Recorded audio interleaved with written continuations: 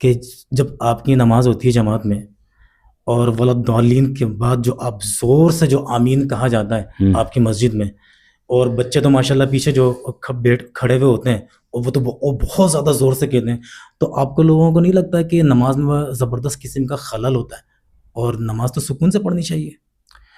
بات یہ ہے کہ آپ جو یہ سارے سوالات کاشف مجھ سے کر رہے ہیں نا، اس کے بہترین قسم کے دلائل اور براہین سے مزین جوابات ہمارے علماء کرام دے کے ہاتھ جھاڑ کے بیٹھ چکے ہیں اللہ کے فضل و کرم سے۔ لیکن یہ آپ سوال تو آج بھی دیکھیں، بات گردش یہ کر ہے رہے کہ ہیں۔ یہ صرف اور صرف ان کے ذہنوں میں ڈالا جاتا ہے کہ یہ یوں کرتے ہیں، یہ یوں کرتے ہیں۔ بھائی میں نے شروع میں کہا ہمارا ہر کام حدیث کے مطابق ہے۔ یہ جو زور سے آمین یا آمین بالجہر جسے کہا جاتا ہے، تو یہ بھی اللہ کے نبی علیہ الصلوۃ والسلام کی حدیث سے واضح ثابت ہے، لیکن جو اس کے آمین کہنے کا طریقہ ہے وہ یہ کہ پہلے امام آمین کہیں گے اور ان کی آمین سننے کے بعد جو مقتدی ہیں وہ چلا کے آمین نہیں کہیں گے، وہ چیخ کر آمین نہیں کہیں گے، بلکہ وہ تھوڑی باآواز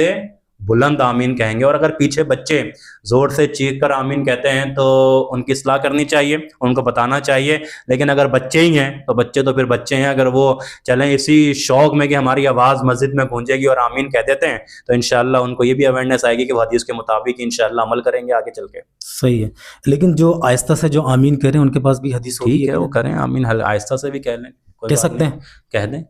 جو کہہ رہے ہیں وہ صحیح ہے، ٹھیک ہے، اللہ تعالیٰ قبول فرمائے۔ مطلب ٹھیک ہے یا غلط ہے، میں یہ جاننا کہہ سکتے ہیں، ہلکے سے بھی آمین کہہ سکتے ہیں، کوئی مسئلہ نہیں ہے۔ کوئی مسئلہ نہیں۔